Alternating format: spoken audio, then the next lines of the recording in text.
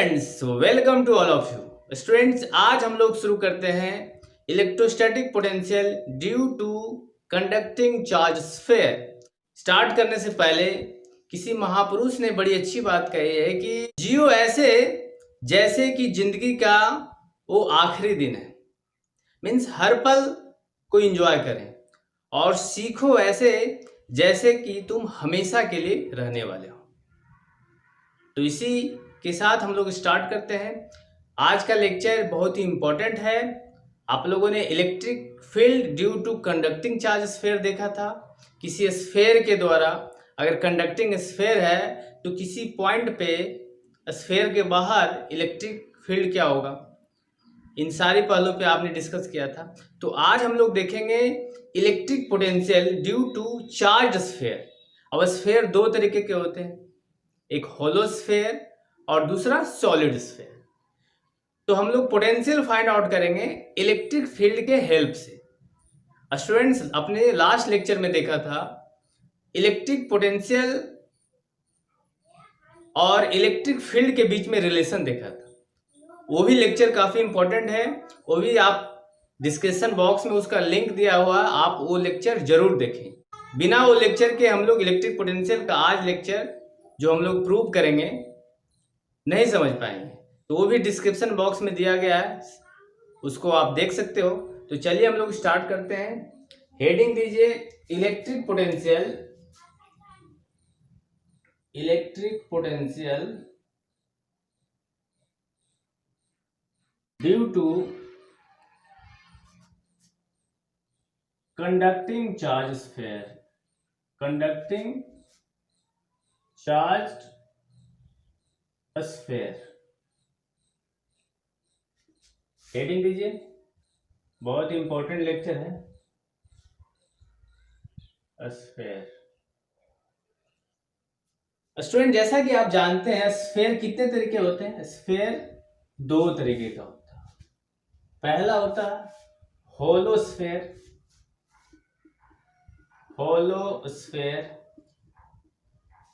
और दूसरा होता है सॉलिड स्फीयर। हॉलो में जानते हैं पूरा वैकेंट होता है, अंदर खाली खाली, ठीक है। अब हॉलो स्फीयर को भी हम कैटेगराइज करेंगे तो conducting hollow sphere, non conducting hollow sphere. तो कंडक्टिंग होलो स्फीयर और दूसरा होता है नॉन कंडक्टिंग होलो स्फीयर। अभी जस्ट बता रहे हैं कंडक्टिंग का मतलब क्या होता है। कंडक्टिंग होलो स्फीयर को भी कहीं कहीं बुक में अगर मिलेगा तो हम लोग बोलते हैं मेटालिक स्फीयर बोलेगा तो आप क्या समझोगे, कंडक्टिंग होलो स्फीयर को हम लोग बोलते हैं मेटालिक स्फीयर बोलते हैं। और नॉन कंडक्टिंग होलो स्फीयर को कहीं कहीं लिखा रहेगा है ना, इंसुलेटिंग स्फीयर या डाई इलेक्ट्रिक भी रहेगा कहीं कहीं, डाई इलेक्ट्रिक स्फीयर। इसका मतलब आप क्या समझोगे, इंसुलेटिंग होलो स्फीयर मीन्स क्या समझोगे, नॉन कंडक्टिंग। उसी तरीके से सॉलिड स्फीयर को दो पार्ट में डिवाइड किया गया है, एक कंडक्टिंग सॉलिड स्फीयर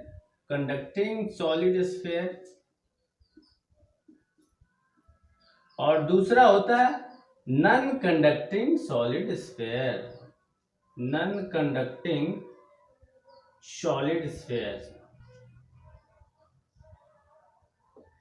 अब कंडक्टिंग का मतलब क्या होता है, नॉन कंडक्टिंग का मतलब क्या होता है।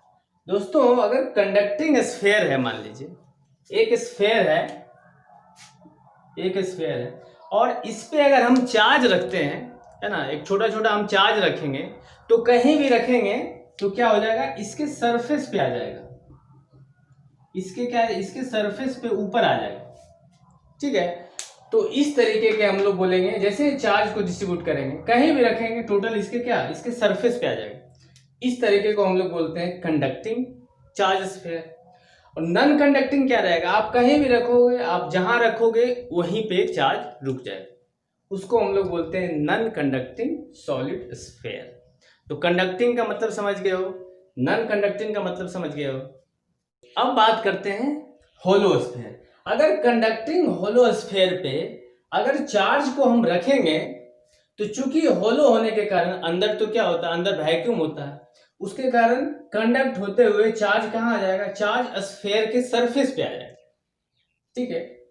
नॉन कंडक्टिंग होलोस्फेयर में क्या देखेंगे, इसमें क्या होगा, जहां रखेंगे चार्ज वहीं पे रहेगा। ठीक है। और सॉलिड कंडक्टिंग स्फेयर में भी चार्ज को जैसे ही रखेंगे कहीं पे, चार्ज क्या होगा, स्फेयर के सरफेस पे आ जाएगा। तो हम लोग कह सकते हैं कि conducting hollow sphere, non conducting hollow sphere और कंडक्टिंग सॉलिड स्फेयर तीनों का एक ही केस है। तीनों का अगर किसी पॉइंट पे अगर हम बाहर पोटेंशियल बोलेंगे बताने के लिए, तब भी पोटेंशियल का वही वैल्यू होगा, सिर्फ इसका डिफरेंट होगा। नॉन कंडक्टिंग सॉलिड स्फेयर का डिफरेंट होगा, बाकी conducting hollow sphere, non conducting hollow sphere और कंडक्टिंग सॉलिड स्फेयर तीनों का एक ही केस है। ठीक है। तो इस तीनों का हम लोग एक केस में पढ़ेंगे और नॉन कंडक्टिंग सॉलिड स्फेयर का अलग केस में पढ़ेंगे। ठीक है। तो इतना राइट डाउन कीजिए और हम लोग यहां लिख देते हैं, नोट करके यहां लिख लीजिएगा, potential due to hollow conducting sphere, hollow conducting sphere, conducting हो चाहे नॉन कंडक्टिंग, इसको मिटा देते हैं, नॉन कंडक्टिंग हो, and conducting solid sphere, conducting solid sphere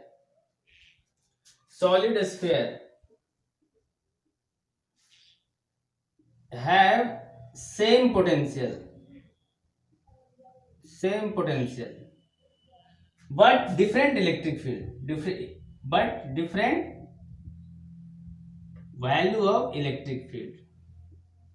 electric field का वैल्यू सेम डिफरेंट होगा, लेकिन इलेक्ट्रिक पोटेंशियल का वैल्यू सेम होगा। आप देखोगे तो हम लोग कह सकते हैं potential due to conducting hollow sphere and potential due to non conducting hollow sphere and conducting solid sphere have same case.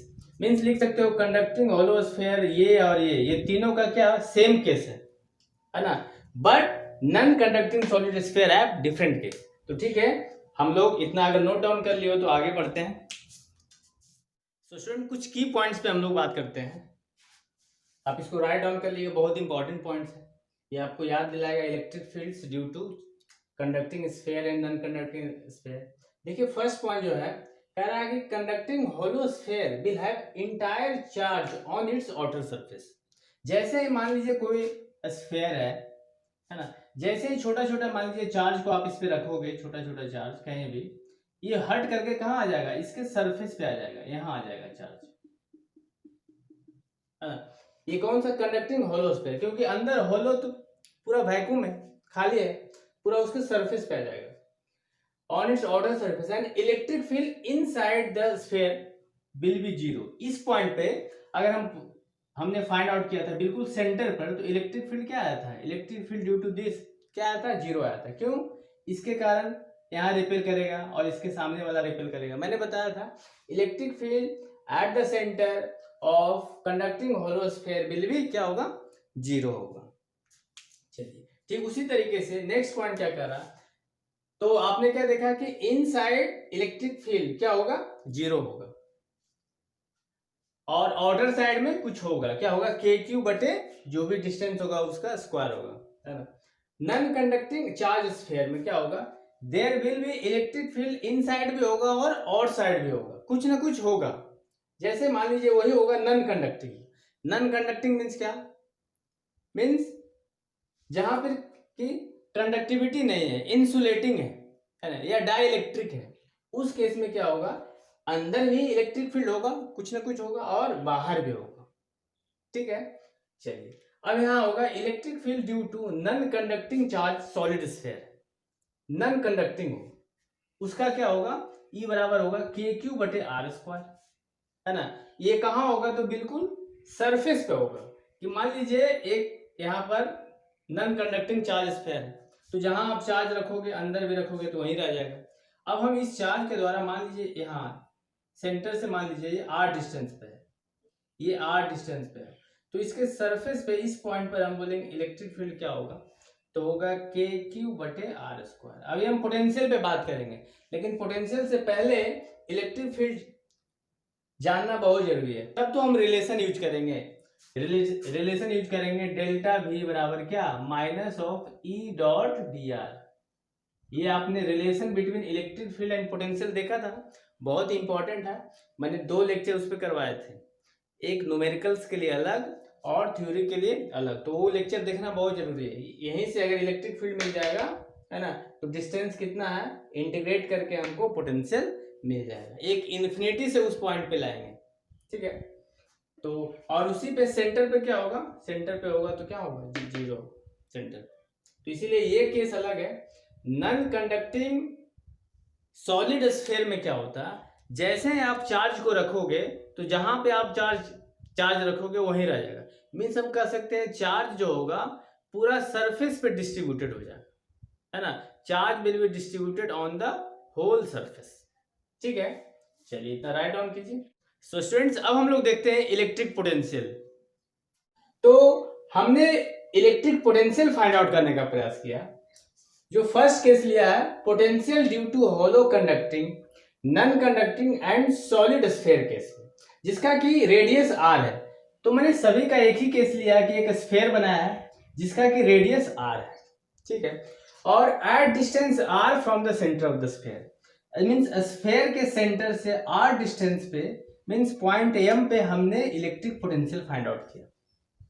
तो दोस्तों मैंने पिछले क्लास में एक रिलेशन बताया था कि डेल्टा V बराबर मैंने बताया था -इंटीग्रेशन ऑफ E.dr, E.dr मैंने बताया था।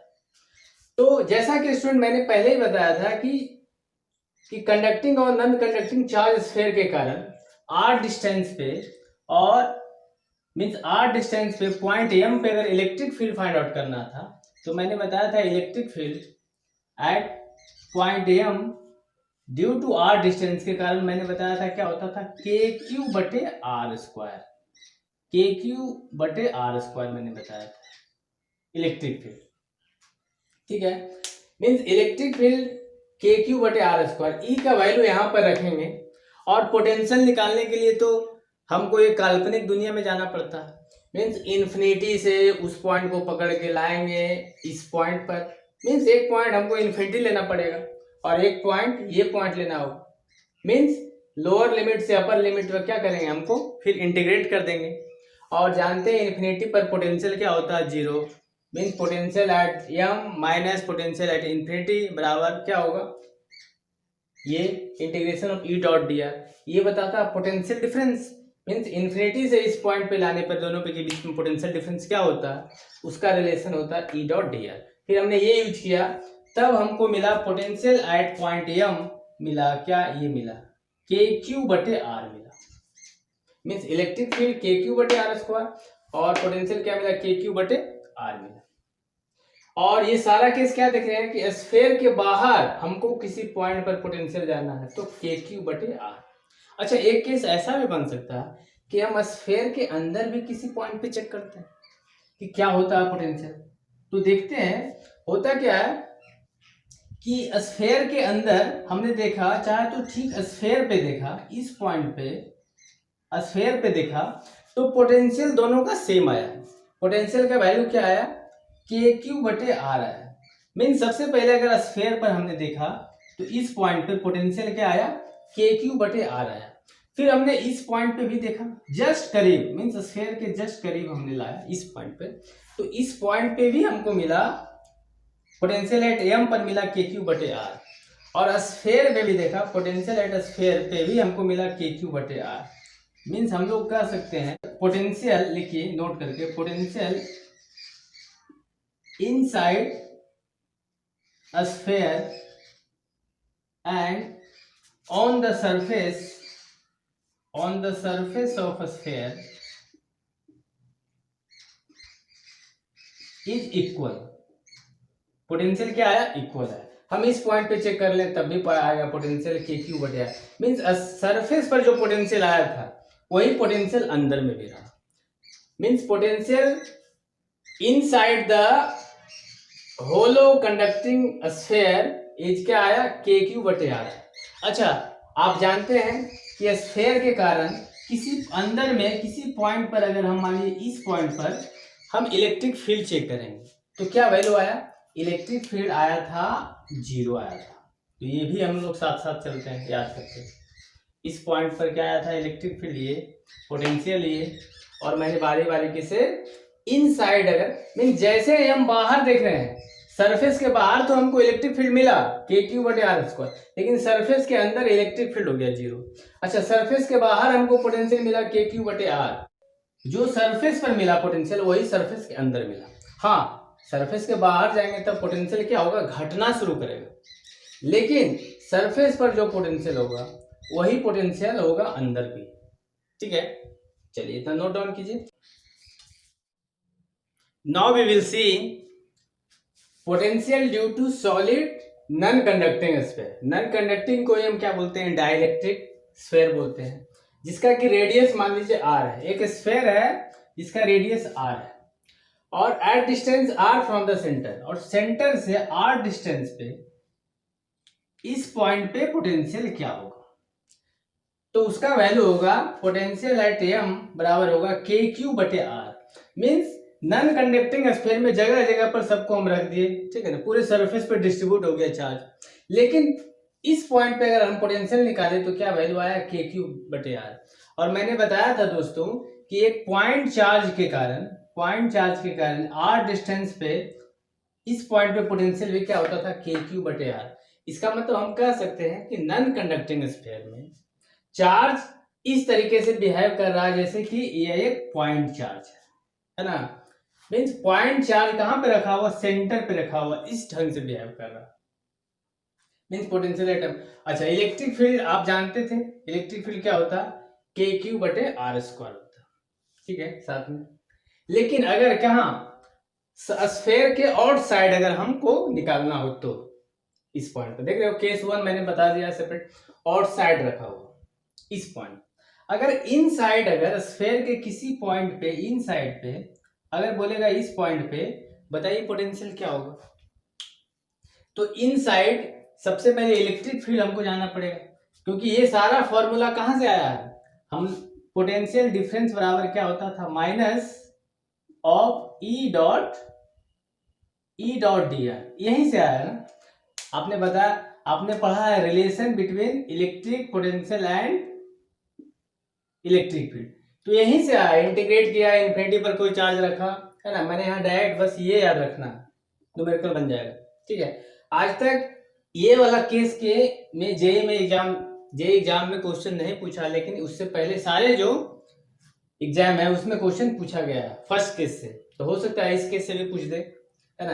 तो अगर कोई चार्ज इनसाइड रखा हुआ है तो इस पॉइंट पर पोटेंशियल क्या होगा, के क्यू बटे आर।